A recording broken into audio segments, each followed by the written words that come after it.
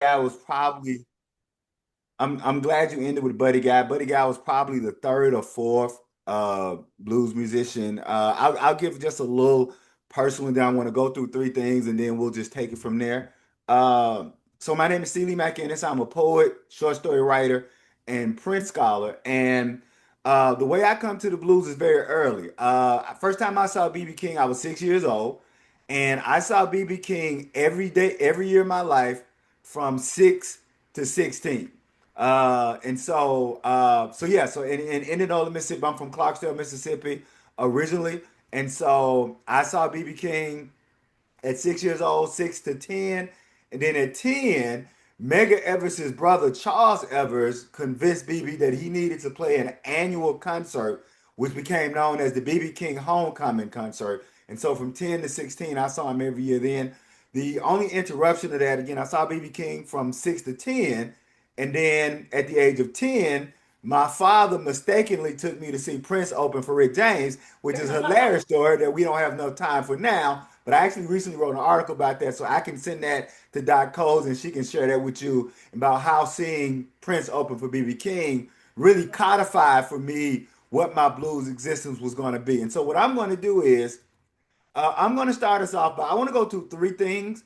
And then after I go through those three things, I can stop and then we can open it up for discussion. Or you guys sent me some outstanding questions, and I have some answers on those outstanding questions. And any of the questions that we don't get to this evening, I promised Dr. Coles that I would type up my answers. And so she will have those by Monday, anything that we don't get through the day. But what I want to do quickly by opening is I want to discuss three things. I want to give us some historical understanding for when Sinners begins.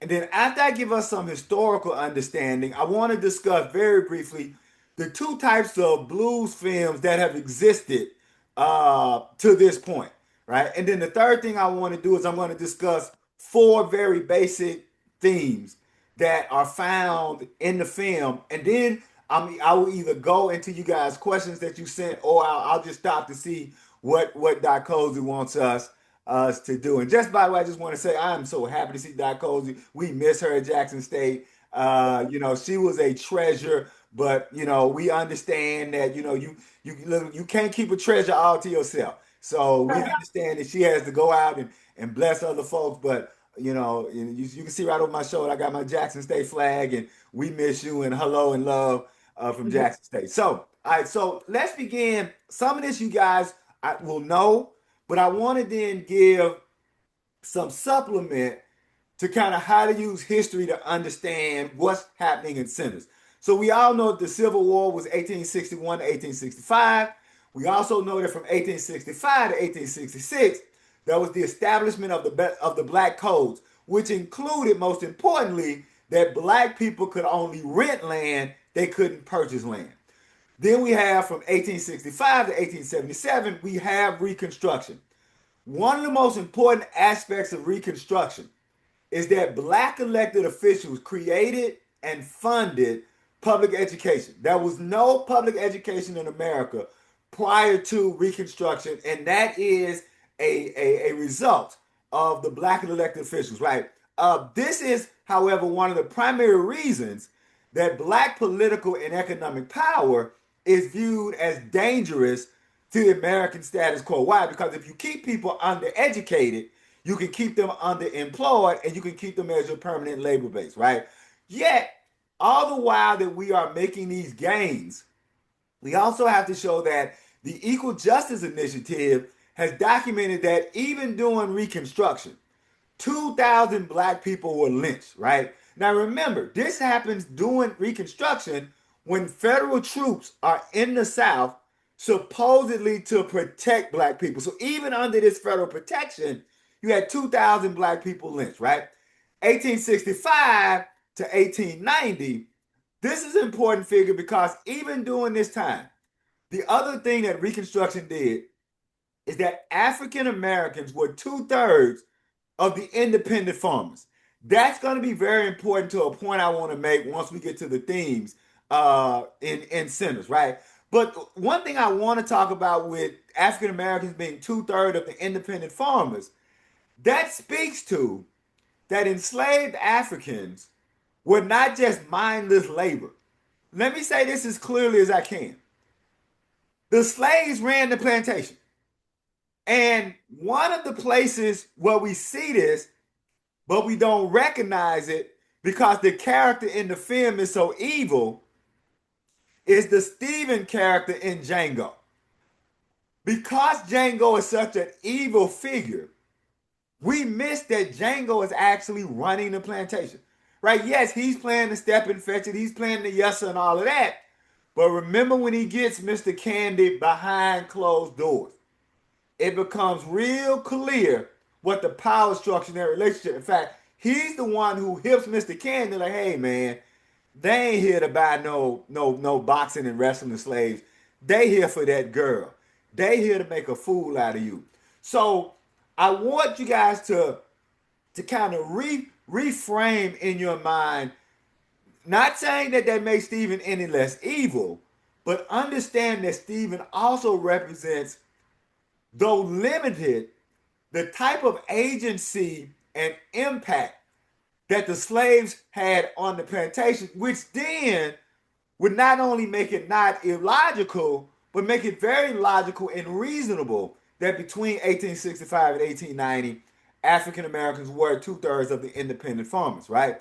Then, of course, you have 1875 with the establishment of the red shirts. The red shirts also call themselves the Redeemers. This would be the group that would eventually birth the Klan, right?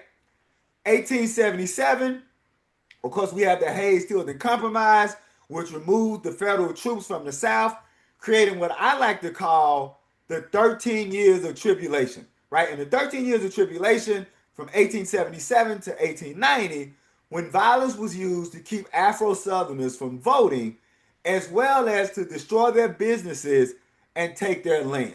So if we wonder, well, what happened to those 2/3 independent farmers? Well, the minute the federal troops left, the red shirts or the Redeemers, and so I live in Jackson, outside of Jackson and Clinton, Mississippi, and one of the greatest riots in American history happened in Clinton, Mississippi, when the red shirts created a riot. Remember, the parties were switched at the time, right? So the Republican Party was the party of emancipation. The Democratic Party, the Dixiecrats, was the party of slavery. And so all of the elected officials during Reconstruction would have been black Republicans. Well, part of the Redeemers' goal was to create riots to murder them. And so one of the biggest murders of that time happened in Clinton, Mississippi, as a way to roll back the gains of Reconstruction. And then, of course, 1890 to 1908, we know we have the establishment of the Jim Crow laws, which led to the reduction of the black farming class and no educational or political opportunity for African Americans. And then finally, in 1912, President Woodrow Wilson makes segregation legal. This is the history, 1861 to 1912, we need to keep in mind when watching Sinners. It's important, based on the history I just gave you, to understand two things. One, the condition of black folks in the South was not due to their own ineptitude, but created through a systematic physical and legal violence. Two, despite the terror under which Afro-Southerners lived, they never stopped resisting or seeking innovative methods to obtain full citizenship, which is the essence of Sinners. What you see in Sinners is an active class of black folk. You don't see in Sinners a group of black people waiting to be saved. That gets us to what I want to discuss very briefly are the two types of blues films that have existed in popular culture, right? Excuse me. And the two types of blues films can be divided into either blues films that concentrate on a heroic figure, or blues films that concentrate on the music and the power of the music. I'm going to give you some kind of surprising, I'm going to give you a surprising one under the one that focuses on the music, but it really does focus on the music. So for the ones that focus on a heroic or central figure, I'll give you three of them. One would be the recent Ma Rainey's Black Bottom. Uh, that of course focuses on Ma Rainey. Then of course you have the movie Bessie, which stars Queen Latifah, and then a third one is Mo Better Blues. Now, Mo Better Blues is technically a jazz film, but it infers that jazz culture is rooted in blues culture and provides through the various characters in various ways that the way in which blues culture manifested in the North. So that's why I list Mo Better Blues under these blues films, in particular the central figure, because it's around the character Bleak. Right now, let's discuss briefly the films that don't focus on central characters per se, but on the power of the music. The first would be Crossroads, starring I think Ralph Macchio. What's Ralph? I can never remember his last name. I think it's Ralph Macchio, right? We also know him as the Karate Kid. We also know him as the dude who's 112 and looks 12, right? I'm just jealous of anybody who's 112, look 12, but that's my own issue, so let's move on. The other is Black Snake Moan, which stars Samuel Jackson. Samuel Jackson. So we got two Samuel Jackson mentions, right, already. Here's the one that's gonna throw a lot of people. Uh, the Blues Brothers, particularly the first film. Although I have no issue with Blues Brothers 2000, right?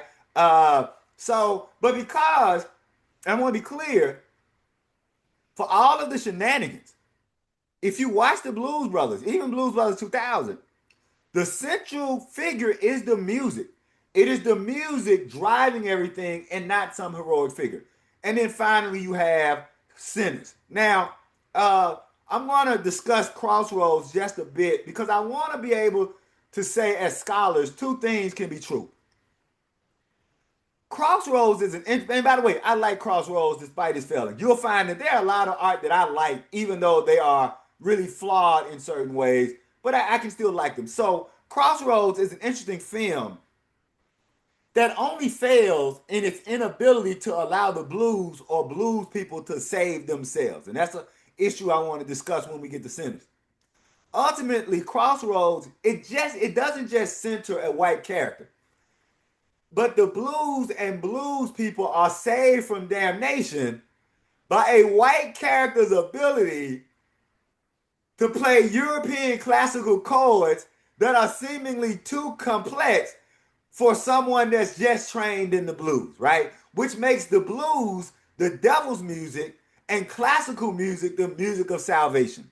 Yet, despite the fatal flaw, it's one of the few films that couches or presents the blues as a lived experience in which the musicians are forced or focused on producing music that directly reflects and inspires life, such as making the train whistle, right? So, one of the things, if you want to be a blues musician, regardless of your instrument, whether you are a guitar player or a horn player or a harmonica player, no one's going to believe that you're a real blues musician if you can't make the train whistle. And that's important. Why? Because the train was a mode of salvation, a mode of escape. Again, being from Clarksville, Mississippi, what we know as the crossroads is essentially Highway 49 and Highway 61. So when you talk about going down to the crossroads, you're talking about going to where those two highways cross. And, someone who walked those highways and crossed those highways, for so many years of my life, particularly from birth to age 17, 18, before I went down to Jackson, Highway 41 and 61 is taking you from the Delta. 61 is taking you into Memphis, and 49 is taking you down into Jackson. And so those crossroads are the point of transition to whether you're going to decide you're going to stay and fight or you're going to flee. Now, so that's what I wanted to say about the two types of films or blues films that we have. Finally, I want to get to four basic themes. The first theme to which I've alluded is that African Americans were not passive and they actively resisted their opposition, right? Thus, Ryan Coogler is refuting the notion that the only afro-Mississippians who remained were those who were too docile, too cowardly, or too unintelligent to lead. Smoke, Stack, Annie, Delta Slim, and Miles all represent the Medgar Evers, the Fannie Lou Hamers, the Hollis Watkins, the Aaron Henrys, the Vera Pegues. I wish I knew Vera Pegues personally. I don't have enough time to get into a story, but trust me, it's hilarious. And Bad Bobby Rush, who was also in the film. So Smokestack, Annie, Delta Slim, and Miles represent those people. Again, the Mega Evans, the Faneuil Hamers, the Hollis Watkins, the Aaron Henrys, the Vera Pegues, Bad Bobby Rush, who remained in Mississippi to resist oppression in innovative ways. As such, the biggest lie ever told is that the Southern Civil Rights Movement was driven by white and black Northerners going south to save black folks. I challenge y'all to read two books. The first book is John Dittmer's Local People. It's called Local People, The Struggle for Civil Rights in Mississippi. It just lays out that struggle began in Mississippi by World War II veterans, such as Medgar Evers. Medgar Evers was a World War II veteran, and many other World War II veterans who came down, reignited the NAACP, and then they got help from SNCC. And then the second book, which I will admit is a shameless plug, because I co-authored it with the author Hollis Watkins, and it's titled Brother Hollis, the Sankofa of a Movement Man. That book is important because it is the only book written by a SNCC field secretary who was actually from Mississippi. So we've had field secretaries who worked in Mississippi who weren't from Mississippi. Well, Brother Hollis, the Sankofa of a Movement Man, is the only book written by a SNCC field secretary who was actually from Mississippi. These two books make it clear that the Mississippi Civil Rights Movement was fueled by Afro-Mississippians. And I'll add another book. I'm glad I didn't forget this book, Coming of Age by Ann Moody, right? And I would add, because that's a Mississippian talking about her work and the work of other Mississippians. So I would say if you haven't read Coming of Age, but I think Coming of Age is kind of pretty common to most folks, but I just want to throw that one in. So that's the first thing that I want to discuss, is that Afro-Mississippians have never been passive. Second is that black people were initially interested in desegregation, not integration, as a way to have an equal playing field to build their own sovereign communities with their own businesses. That's why the town of Mount Bayou is evoked, because Mount Bayou was the symbol of black independence. Mount Bayou was the symbol of black sovereignty. There's another place in the Delta, there's not a lot of research on it, but I just want you to know it. There's another place in the Delta, which is right outside where I was from, Clarksville, called New Africa, or New Africa Road, right? And it was actually founded by runaway slaves. As such, Smoke and Stack signified that self-determination and black nationalism were not uniquely northern notions. Whenever we hear black nationalism, it's always a northern thing. It's always connected to, of course, the Nation of Islam, the Republic of New Africa, but particularly self-determination through economic power. And we have to remember, the phrase Black Power was first uttered by Kwame Ture in Greenwood, Mississippi.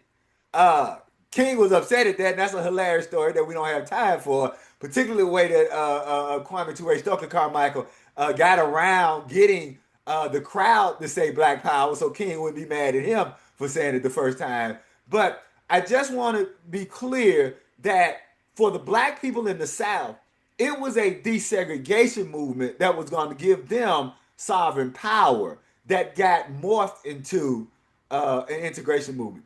The third thing is that the Juke Joint and the Cafe were secular churches that served as weekly revivals. So I'm glad that Doc Cosey was mentioning that as I was coming in.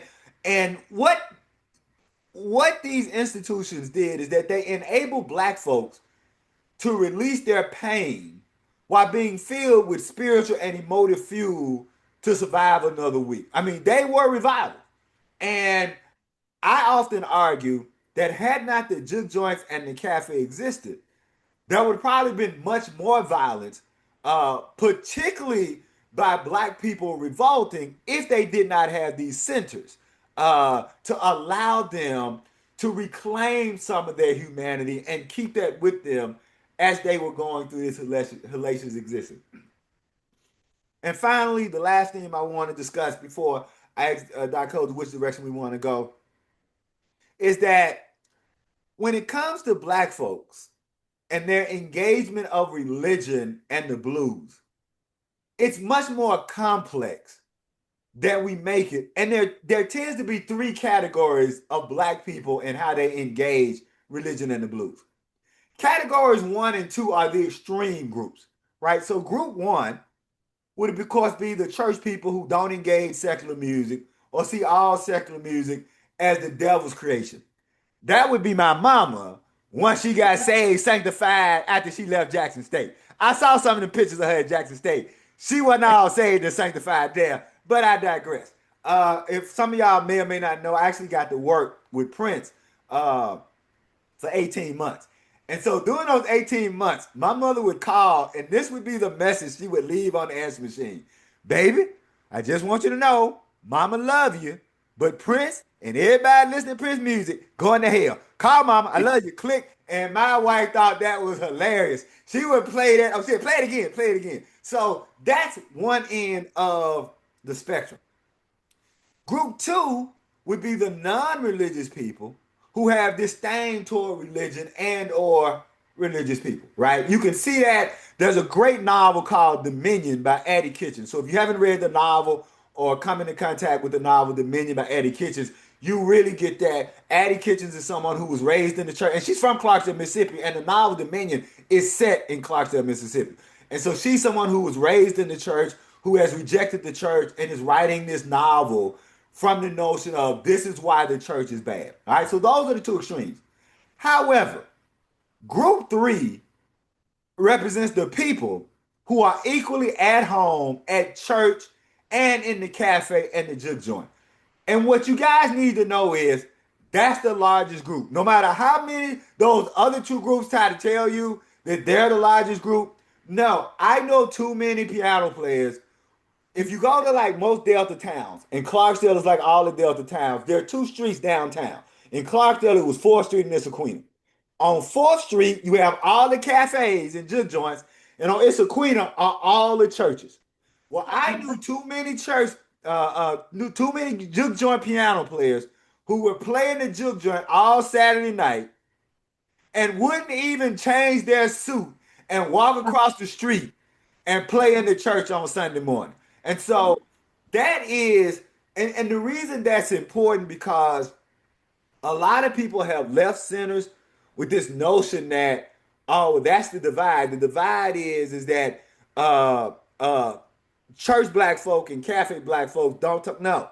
In fact, I would argue that one of the greatest characteristics of both Martin Luther King and Malcolm X, and many people like to argue that King had this characteristic maybe a little bit more than Malcolm. I don't agree with that, but people have made this argument. But both of them were just as comfortable in the juke joint as they were in their church or their temple. And for somebody like me who was raised in the Delta, raised between Clarksville and Jackson, my father became the first black person. So my father was arrested several times in the civil rights movement. And he eventually became the first black person to lead the Mississippi Democratic Party. And I think to this day, I think we've only had two so far. But on Saturdays, I would walk out of my father's, I walk out to the porch, and on the porch would be the rabbi, the minister from the Nation of Islam, 2 or 3 black members, the brother who led the Republic of New Africa, and a guy that I'm not going to say he was a pimp because I don't like to put people's business out there, but I ain't quite sure how he made his money any other way. So I was a witness to the fact that all of these people tend to commune. And when you think about what the civil rights movement was, it was mostly people who were as comfortable in the church and in the cafe. So those are really 4 of the themes that I want to kind of open up. And so now, Dr. Cosey, which way do you want us to go now? Do you want me to start addressing some of the questions, or do you want them to feel free to talk at me, or however y'all want to do it? So it is up to you, but you probably will not get them to, and let's maybe some of you all want to talk, but you probably Or tell somebody, just shout out what's on their mind right now, and then I get into these questions. Like, but I like to know what's on their mind. what has been sparked in them so far about it before I get into these great questions y'all send me? Some of y'all send me some really hard questions. I don't appreciate that. I'm retired. Hey, ease up on them hard questions. All right, go ahead, go ahead. What's it? Anybody? No idea. See, yeah. All right, Okay. So we have Ariel and then Rachel.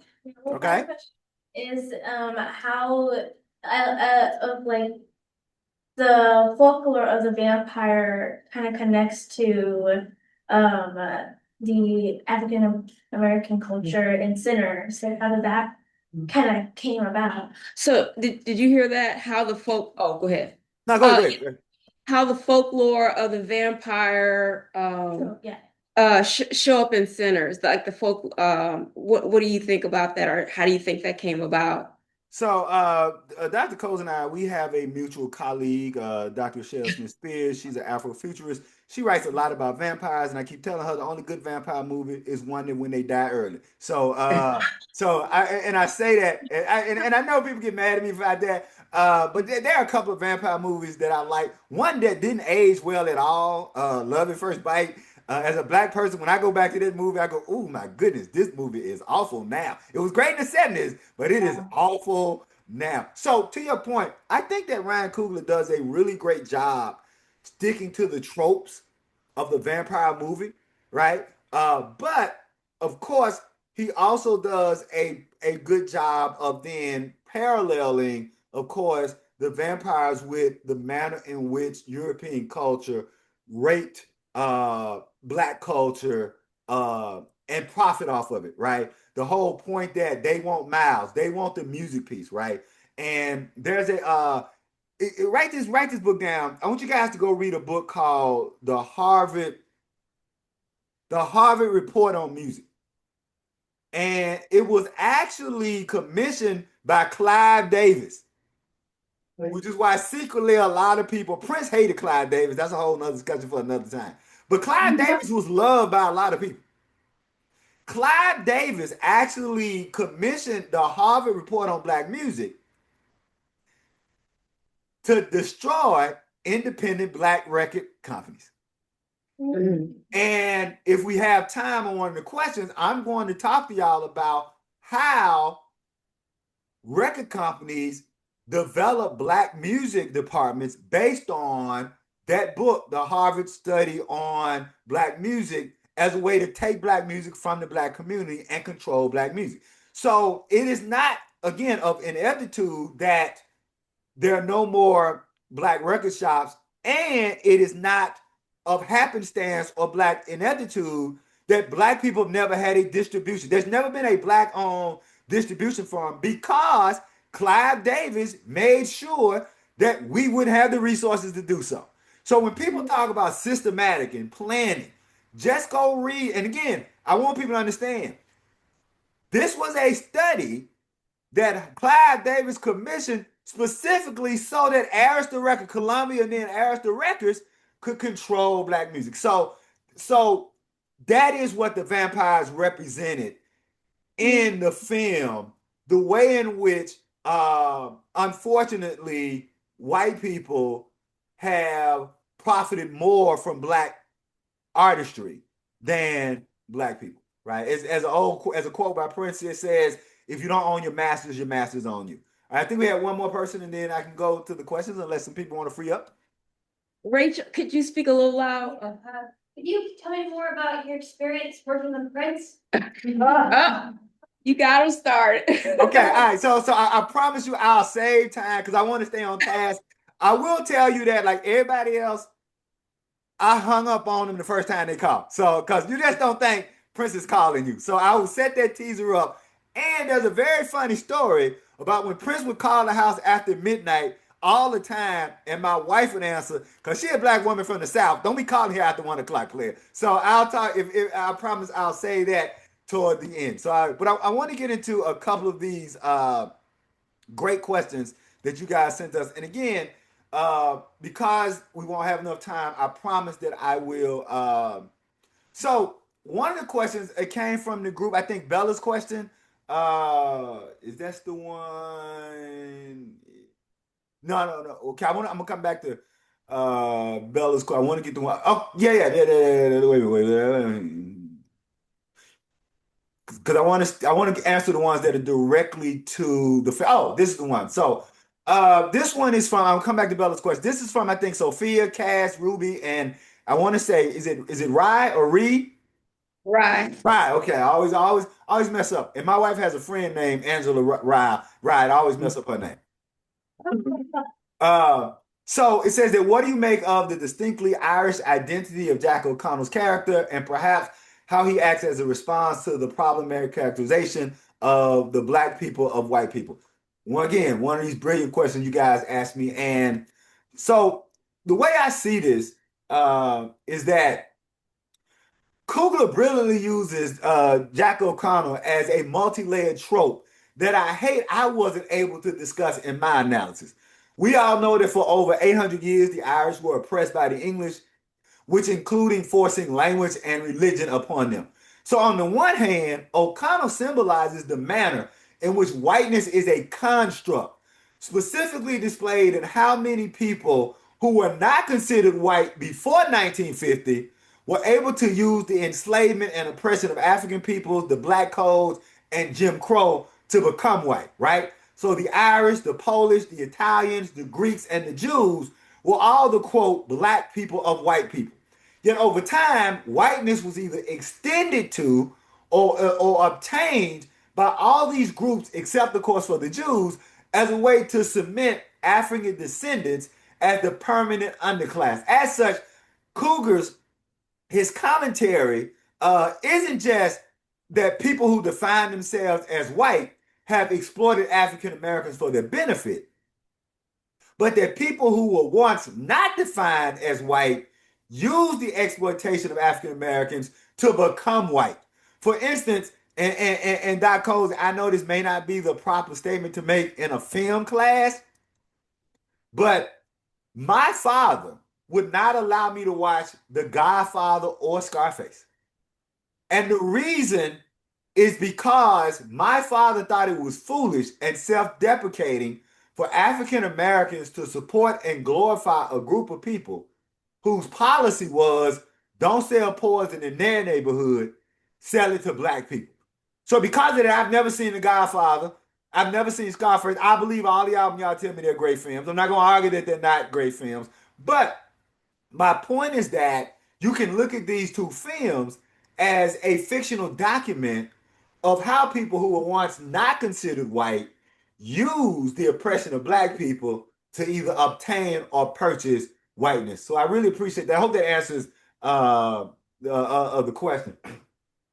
I want to also come to another really great question, which is how does Coogler's depiction of sexuality, and I think this is from the same group, how does Coogler's depiction of sexuality respond to the fetishization and appropriation of black bodies by white people, specifically the shift in representation of lust between the characters before and after undergoing the vampire transformation? I'm going to answer this, but I want you guys to notate my answer because I do want to have discussion because I think my answer may not be the same answer that some of you guys will give. It seems that Coogler is doing more rather than showing this shift in lust. I think he's doing more to show the difference between sensual pleasure and sexual pleasure, using Annie and Smoke as an example of the sensual and using Mary and Stack as examples of the sexual, not to belittle sexuality, but to show that African people initially understood that engaging the sexual with little or no concern for the emotive, the intellectual, and the spiritual leads to empty physical gratification at best and to the objectification of humans at worst. Of course, I love John Allen Stevens' article, and I love this article. If you guys haven't read this article, read the article, A Vampire in the Mirror, The Sexuality of Dracula, in which Stevenson traces and connects the fear of Dracula to the fear that Europeans had of people they perceived as other, that often manifest or express itself through sexual forms. But I don't see that at play here in Sinners. Mary and Stack specifically don't seem any more or any less sexual or lustful before or after their transformation.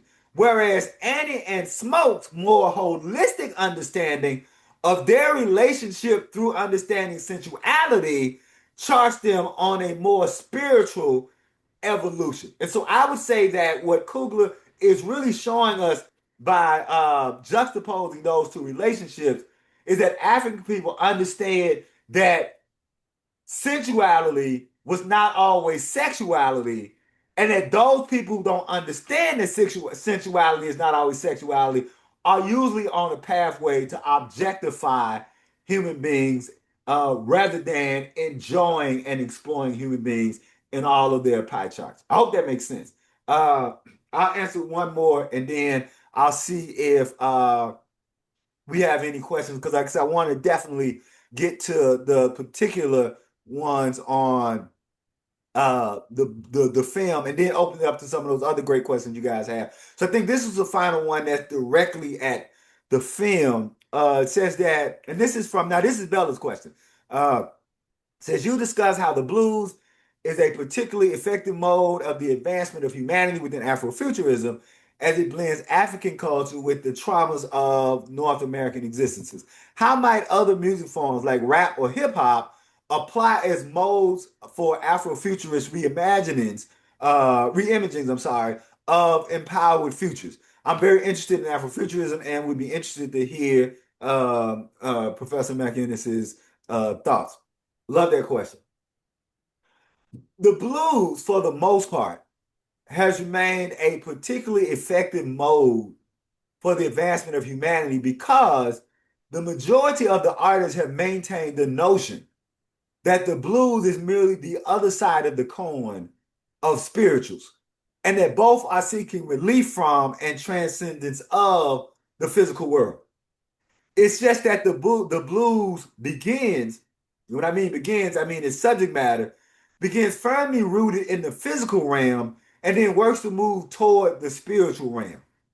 As such, hip hop follows or steps into this tradition anytime the artists are seeking knowledge of, relief from, and transcendence of the physical world, even in a work such as the Ghetto Boy song Mind Playing Tricks on Me, which comments on the existence of many African Americans and how that existence is so traumatic that it becomes incomprehensible, right? The whole mind playing tricks on me. It becomes incomprehensible on the verge of being surreal, right? If you listen to that song and then watch the video, it's almost an artifice of surrealism to where the lines of sanity and insanity are blurred, right? Yet, when the artists acknowledge and explore this state, when they are seeking not just relief, but transcendence to something better, that's when other forms can step into Afrofuturism. The speakers of Mind Playing Tricks on Me, right? So the three members of the Ghetto Boys, here's what's important. They understand that they are not innately insane. That is what separates this song from other songs, right? They are understanding, no, something is wrong, right? Something is making me this way.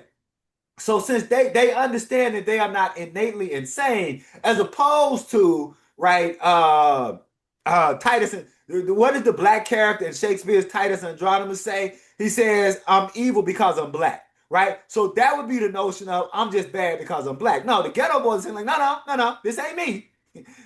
This is the world that I have inherited, right? So when they're seeking relief, not just relief, but transcendence to something better, the three speakers want something better. These speakers understand that they're not insane, innately insane, and that their existence is what causes their mental anguish. Thus, the song is both a commentary on the social economic matrix that causes the anguish and the need to escape it, if that makes sense. And so that's how, when you're looking at an Afrofuturistic work, it is when hip hop is acknowledging, no, this is surreal. This isn't right. This isn't the way life should be. It's having this traumatic effect on me, and I need to find a way to transcend it. I think, yeah. So I hope that answers that question. I will pause for a moment because, again, I want to get into some of these really other Uh, great questions, but I want to see if we have any comment, uh, concerns, issues. Uh, if I run anybody away, No, no.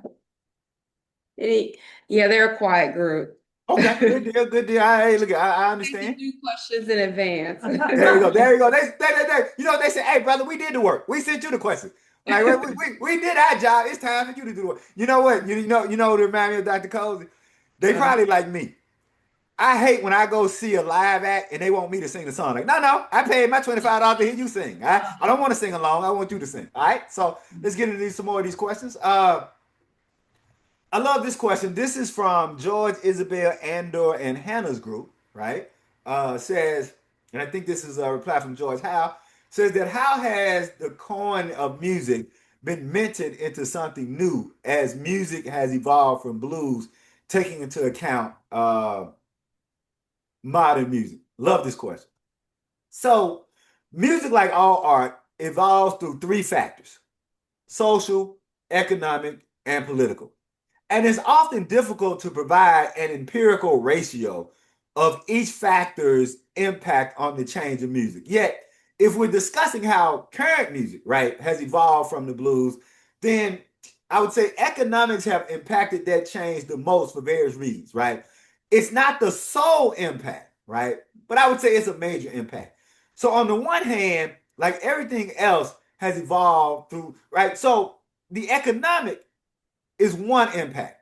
And another impact would be cultural sharing, right? So when I say cultural sharing, I mean just what it means. That like somebody from one place likes what somebody from another place is doing, and they share, and that impacts each other, right? That happens within the race. So you had the Delta musicians; they shared licks, grooves, and lyrics with the Mississippi Gulf Coast musicians, and then these black musicians from Mississippi did the same with black musicians from Memphis and New Orleans and other parts of the country. And so this is where you get that shared exist, that shared changing. This also happens between the races, right? You have white artists that engage black artists, right? And so we know that the European invasion of America, the European music invasion of America, all came because these white artists were listening to black records. So that's all natural. Yet the problem happens when the bean counters, what I call the music executives, get involved. And then the evolution of music is driven as much by the desire for profit as it is by the love of the art. Or, and I love this quote, as Little Richard said, quote, R&B never meant rhythm and blues. It always meant real black, end quote. And so this is important because what a lot of people don't know is that Little Richard, which was signed by RCA, was actually on Camden Records. So RCA owned Camden Records. Little Richard, once RCA signed Elvis, they switched Little Richard to Camden. So Elvis could be alone on RCA with no competition from Little Richard. RCA was marketed to white customers and Camden was marketed to black customers. Now I want to be clear. Elvis didn't have nothing to do with this. This was the doing of record executive because segregation was and still is big business. Think about what Sam Phillips. Sam Phillips was the man who discovered Elvis. Although I don't know how you discover Elvis. Elvis just kind of walked into his office and made a record. I don't know if we call that discovering, but that's a whole nother point. Sam Phillips, as the owner of Sun Records, said, "quote If I had a white man who could dance and sing like a black man, I'd be rich." Elvis walked into his studio, and the rest was history. There's a great Ike Turner story that goes along with this, but I don't have time for it. So by reclassifying Little Richard as R&B, the industry was limiting what black artists could be so that white artists could earn the lion's share of the rock and roll profits. Thus, black people for about 30 to 40 years, this is where the innovation comes in, were forced to change constantly what they created because what they created was often co-opted by the white ruling class.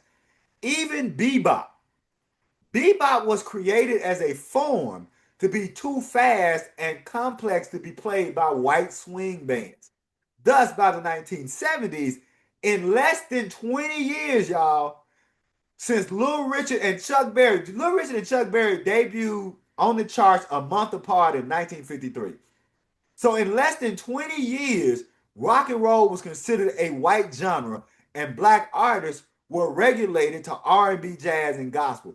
Then, when you have the combination, this is another economic, when you have the combination of President Ford and President Reagan and their cuts to education, which defunded many public school music programs, that's politics and economics impacting the direction of modern music as black children who couldn't afford or have regular access to instruments were forced then to modify the turntable as an instrument to create rap music. I want to say this clearly. All of the funk music of the 70s was a product of public school music programs. Parliament Funkadelic, Earth, Wind, and Fire, Ohio Players, Lakeside, even Prince. They were all products of public school art programs. Once they were cut, that ended the existence of rock and funk bands. And so I think those are some of the determining factors of how blues music has evolved. I love this question. This next question from the same group. Because you didn't know it, but you asked me about somebody I know. So this question is, what does that look like? So this evolution, right? The evolution. So this is the second part of the question. What does that evolution of music look like with artists such as Mr. Sip and Robert Cray? So I want to take this from a different approach to kind of set this up. Science has taught us that evolution is not one linear progression, but multiple lines or strains that branch into various pathways, into various conditions, right? Like we all know now that the whole evolution of man, right, from ape to man, that's not how it worked, right? There are different species of human beings that existed. So it was never one. So that's kind of how evolution is. It's always various strands instead of a linear progression. To put it another way, evolution is multifactorial. That's a science word that I want to use just because I often said I would never get to use that word, and now I get to use it all the time. So evolution was multifactorial, and we mentioned those three primary factors being social, economic, and political variance. It seems, coming to your question, Mr. Sip, aka Castro Coleman, that's Mr. Sip's real name, Castro Coleman, and Robert Cray are the lineage or strain of the blues that has remained closest to the original sound of the Delta blues that was codified by W.C. Handy in Clarksville, Mississippi. Now, I'm going to try my best not to spend too much time on Mr. Sip, but I knew him when he was Castro Coleman, playing lead guitar and singing lead in his family's band. I actually wrote a review of one of their first albums. I tried my best to find that review because I wanted to share the screen of that review, but I couldn't put my hands on it. If I find it, I'll send it to Doc Coleman and let her share it with y'all. But so due to Mr. Sip's church and gospel background, he has maintained a more traditional strand of the Delta blues. And the same can be said for Robert Cray. And I would also say the same of another artist that I think you should know if you don't know him. He's also in the movie, which is Kingfish Ingram, right? Kingfish Ingram he's being intentional. And I love what Kingfish Ingram is doing, probably a little bit more than Robert Cray and Castro Coleman, Mr. Sip. He's being intentional in blurring, if not erasing, the arbitrary line that separates blues from rock, right? I always love the line from the song, quote, "The story lives to be told, the blues had a baby and they called it rock and roll." I think when you listen to Kingfish Ingram, he is probably the epitome of that. And so we have to be clear that line that separated blues and rock artists was there for black artists, but it was never there. It was there for black artists, but never there for white artists. And so the example I want to give you is that when Prince signed his deal with Warner Brothers, he says, quote, "Don't make me black." That's an actual quote. So Prince signs his deal and said, "Don't make me black." Here's what people don't understand about that quote. When Prince says, "Don't make me black," he's not referring to race. He's referring to the music category. Remember, I said by the 1970s, rock and roll was considered a rock genre. By 1978, every major record company had a black music department. And if you were black, regardless of the type of music you created, you were assigned to the black music department, which limited you in two ways. One, the people who worked in the black music department only had relationships with black radio. Thus, if you were a black artist playing rock music, there was no way to get your record played on a rock radio station. Two, most importantly, now we're back to that economic thing. Black music departments received less funding for promotion, which again limited how many people you could reach. In a 2025 discussion, uh, the BET Video Soul host and legendary DJ Donnie Simpson. If you don't know who Donnie Simpson is, please look up Donnie Simpson and please look up Video Soul. It is one of the most Video Soul is probably one of the most important, probably one of the most important vehicles for black artistry that ever existed. But Donnie Simpson and Doc Coz, I don't know if you know this, Donnie Simpson actually rejected the offer to host Video Soul. He did not want to host Video Soul because he said, quote, I knew that record companies didn't invest a lot of money promoting black acts, which included videos. In fact, when Video Soul first aired, it had roughly 20% of the videos that MTV had. That lets you know that if you were in the black music department, they were spending only 20% of the budget to promote you and 80% of the budget to promote the white artist. As we also know, MTV initially refused to play black artists until two things happened. One, they were confronted on air by David Bowie. God, I wish I had more time to tell you about it. It's hilarious. It's on YouTube. Just go to YouTube and type in David Bowie confronts MTV about not playing black artists. It's hilarious. And the reason it's hilarious is because if you ask somebody an honest question and catch them off guard, you'll get an honest answer, right?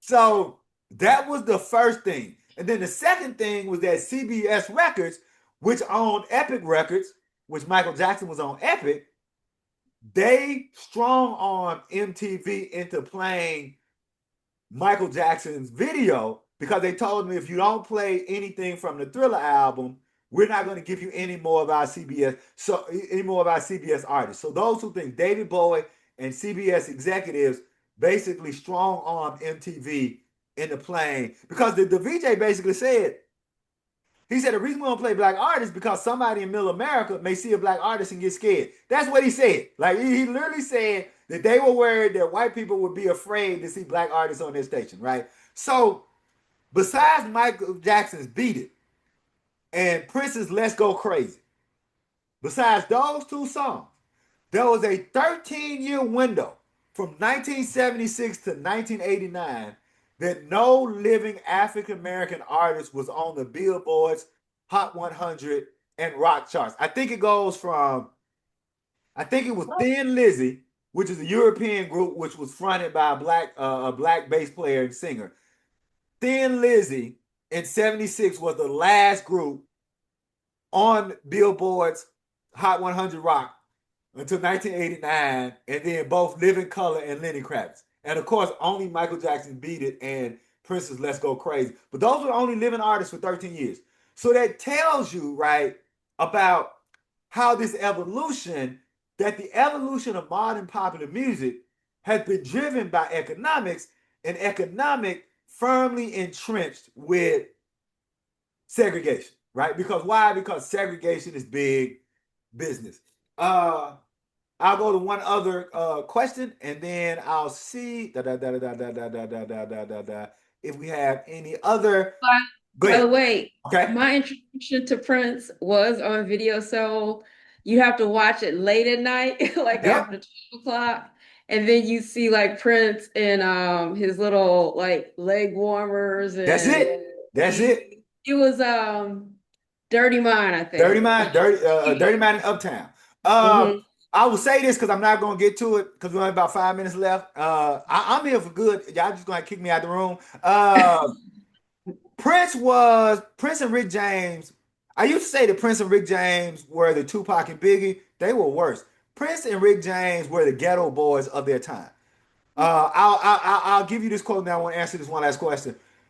Right before Purple Rain came out, so there were two major black teen magazines, right? One was called Black Beat and the other called Right On. You saw that smile that Doc Cozy got. Whenever you mention Black Beat or Right On magazine to a black person of a certain age, we just get it. That was our Rolling Stone. That was the only places you gonna really see black artists. Well, in that article, Doc Cozy, the guy actually wrote that Purple Rain was merely an attempt by Prince to clean up his perverted reputation to get mainstream success like Michael Jackson. But you have to understand that's how Prince was seen. And to show you how bad his reputation was, think about it. Purple Rain contains the song Darling Nikki, which is the reason for Tipper Gore starting the PMRC. Oh, by the way, as a little tidbit, that list of songs by the PMRC, three of them are actually written by Prince. Only one of them is sung by Prince, but three of them is actually by Prince. So that shows you what his reputation was. And if you understand that, then you understand what a success Purple Rain was. That nobody, if Prince getting that kind of success would have been like the Ghetto Boys getting that kind of success. And you see the Ghetto Boys never really got that kind of success. I want to go to one final question. I know we got about 3 minutes left. And then, like, I'm here, but y'all can kick me out when y'all get ready.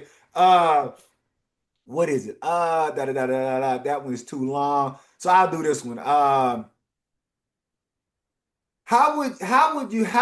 This is from Travis Wolf from the April Jacob and Travis group, says that how would you map concepts like the three-part phenomenon, culture, condition, music, and music as conjuring onto rap, which is the most popular black art form in the current zeitgeist?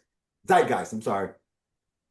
So rap is another example that necessity is the mother of invention and an example of African genius, right? As I mentioned, rap was born because black children were extremely limited in their ability to access instruments due to the cuts in educational funding. Thus, African American youth had the genius to take something that was an archival mechanism. A record player is an archival mechanism. They had the genius to take an archival mechanism and turn it into a music production mechanism, showing again that economic plays a major role into the development and shift. So I would say that is what explains, right, that three-part phenomenon, that when the powers that be use their political and economic power to take instruments from black people were still ingenious enough to still make music, right? And then, of course, you see that played out in that brilliant scene that we all love from Sinners, the transformation scene. So I'll stop there. I think we have 2 minutes left. I don't know when the stopping time is and when y'all got to go. My wife is glad I'm up here bothering y'all, so she wants y'all to keep me for as long as possible. Good. So the clock ends at 10:02. But if you know. I'm good. I'm here until unless you need to get rid of me. I can answer another question or does anybody have a question out there? Yes, Cheryl. Is it okay? Yeah. So my question is, and this probably shows my age. How does Berry Gordy fit into all this evolution and what he was doing with Motown and his company and all the artists that he had? I want to say this very carefully because people misconstrue this. So Berry Gordy was straddling the fence of black nationalism and integration. His goal was to make Motown the sound of America. Not the sound of black America. Like that's the Motown, the sound of America. And so what Berry Gordy, the genius of Motown, was to stay true to the black traditional sound of blues and gospel, but put orchestration over the top of it. And so that is how, so what Motown does is that it uses pretty harmonies and orchestration as a Trojan to get that funk bass into the White House, right? Because what happens is that orchestration makes it less dangerous. If you take the orchestration off and all you got is that beat and that bass, oh, that's too funky. That's gonna take you right back to the juke joint. But once you use that orchestration, the second thing is that Berry Gordy basically pioneers the factory production. That is coming out of the Motown car manufacturing. He ran Motown like a car factory, right? They didn't just have A&R. And by the way, A&R, talking about getting black artists in the White House, into white homes. The black artists at Motown actually had to learn how to stand, sit, and get into a vehicle without their butt sticking out. Wow. Yeah, they had to learn how to dance by minimizing the butt. They had to learn how to sit. So what are you doing? You are taking those things, you're taking the things of black rhythm that white folks love, minimizing those things that are threatening to black people and creating some. And he also, if he didn't invent, pioneered putting white faces on black album covers. Right? You see this in the Five Heartbeats movie. You see it a little bit in the Temptations movie. So Berry Gordy, but what Berry Gordy does by doing all of this, he's the one who makes it clear black music is a major commodity. In fact, I would argue that the success of Motown is what inspired Clive Davis to commission the Harvard Report on Black Music. So what Berry Gordy does is that he essentially makes black music the sound of America. He gives everybody the blueprint on how to codify music and make it a science. They would have, I'm forgetting the technical name of it, but all of the songs had to be voted on. So if your song wasn't voted on as something that could sell, not that it was good, I want to be really clear. And the best example of that is Berry Gordy did not want Marvin Gaye to release What's Going On. In fact, he didn't want any political messages. He didn't want any, and he's admitted, he said, when I heard What's Going On, the song and the album, I said, it's a message music, it's a message song, let's bury it. Why? Because message music doesn't make money. So now, why is that important?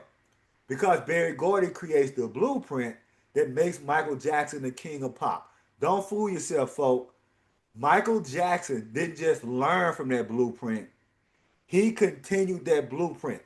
And probably the greatest example of that is when Off the Wall doesn't win the amount of Grammys that Michael Jackson thinks it should win. He doubled down on the Berry Gordy blueprint. Let me give you an example. The reason that well, now we don't have no time. I was going to ask a question. I'll just answer it for you. The opening single from Thriller is "The Girl Is Mine" with Paul McCartney.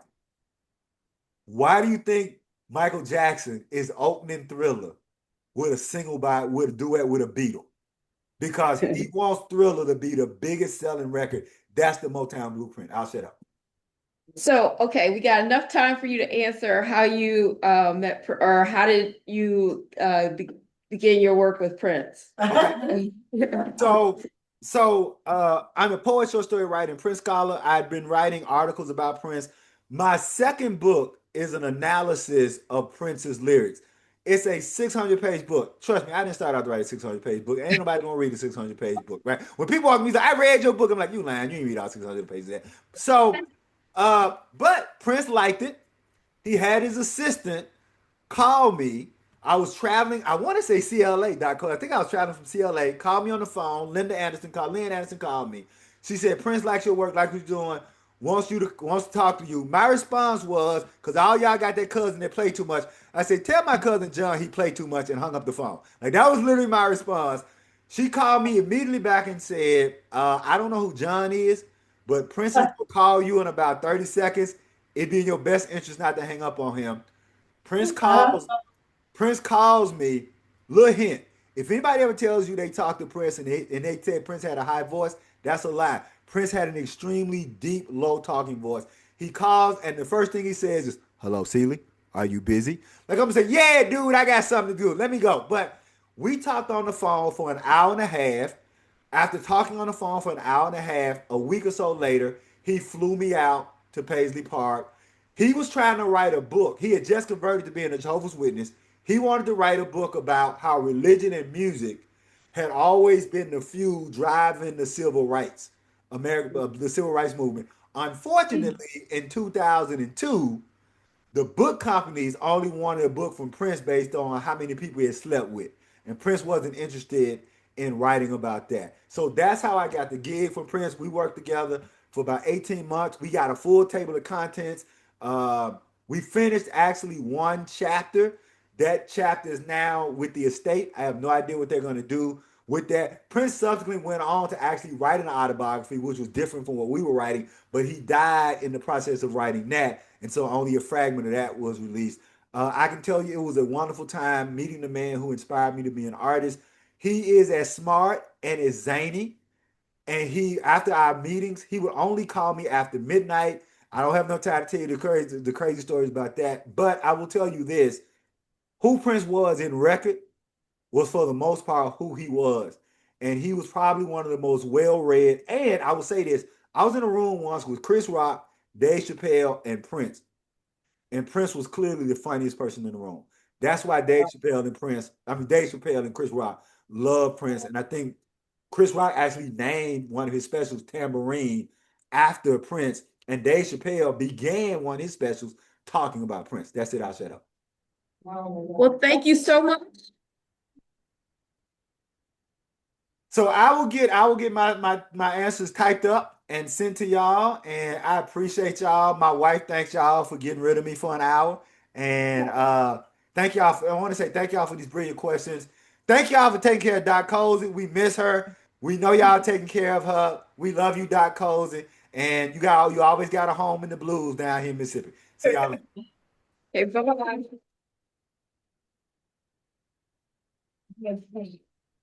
No.